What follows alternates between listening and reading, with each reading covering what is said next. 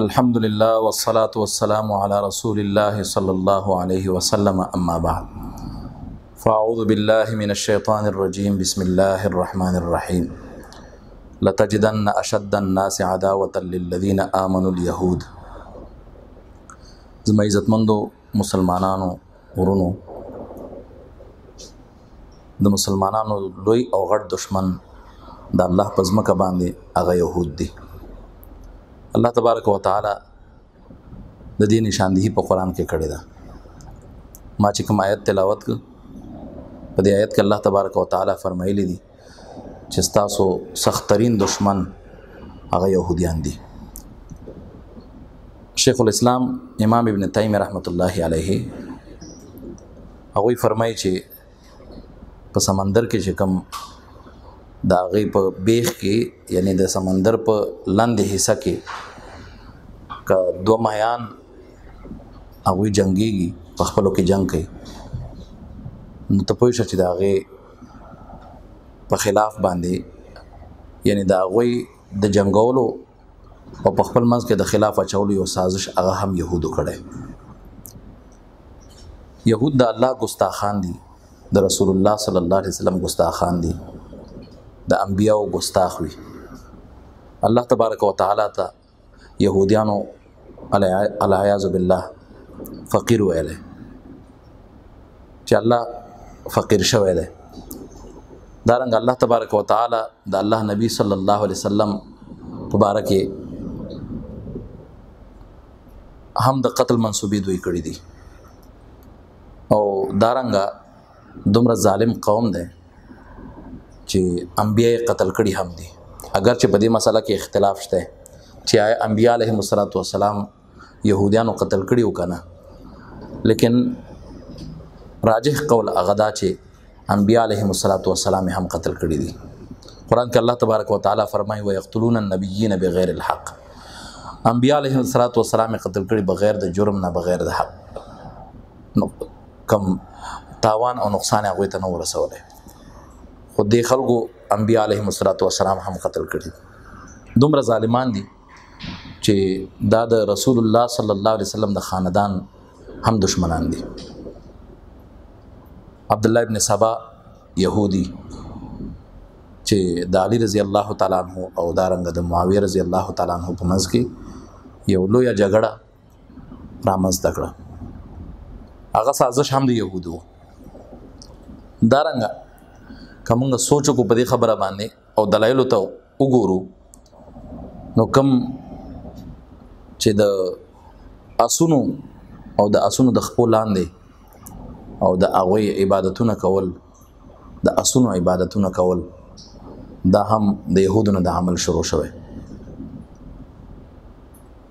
ورسره چې د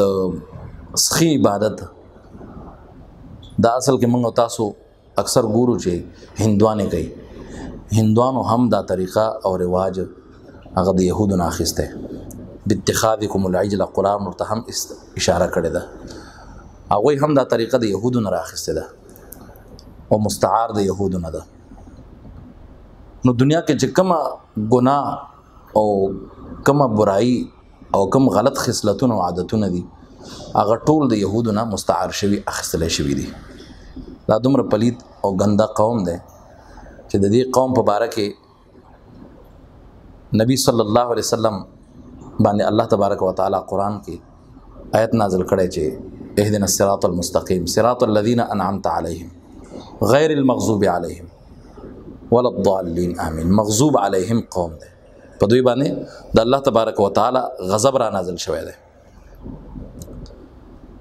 تاسو د دې خبره اندازه ولګوئ چې د يهوديانو خزي او زنانه هغه څومره مکاری دي. حدیث د بخاری شریف کې راځي رسول الله صلی الله علیه وسلم روټي ته وغوښته چې ته زمنګ ملمه ته د الله پیغمبر او ته یو خوږ سړی ته به زمنګ نن ملمه شي. نو نبی صلی الله علیه وسلم دا غوي ملمه شو په غوخه کې ورته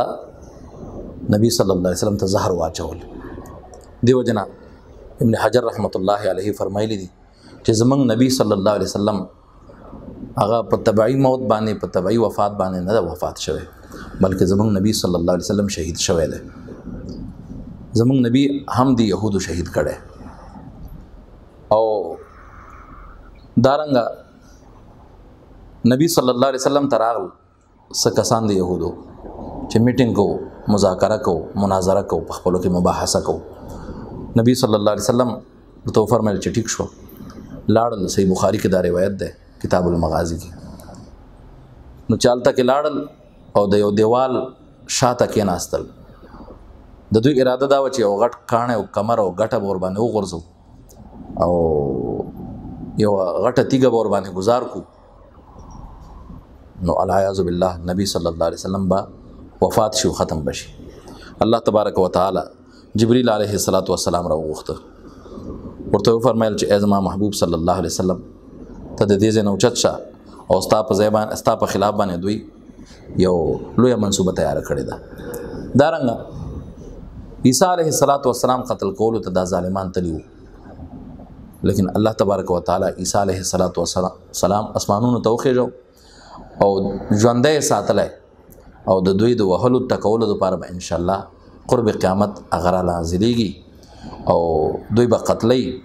د دوی صلیب به ختمی او دارنګه چې دی نو د دوی خنزیر خوراک چې دی هغه به ختمی او منار دمشق چې شام کې یو مسجد دی په هغې باندې به الله دوی راکوزی او د هغې ځای نه به اسلام دوی نافظوي او عیسی علیه السلام د الله نبی او امتی نبی به وي انشاءالله نو دارنګه الله تبارک وتعالى په خپل قرآن کې موږ ته بار بار د یهودو په باره کې فرمایلی دي چې د دې خلکو نه ځان وساتئ دا د اسلام سخت دشمنان دي او دوی اسلام ته ډیر نقصان ورکړی دی څومره نقصان چې یهودو او روافضو اسلام ته ورکړی دومره نقصان بل چا نه ده ورکړی یهود مدارس او مساجد باندې ډیر سخت خفه کیږي د الله پیغمبر صلی الله علیه وسلم فرمای چې یهود هغوی سخت تکلیف وي هغوی ته چې تاسو سلام اچوئ یو بل ته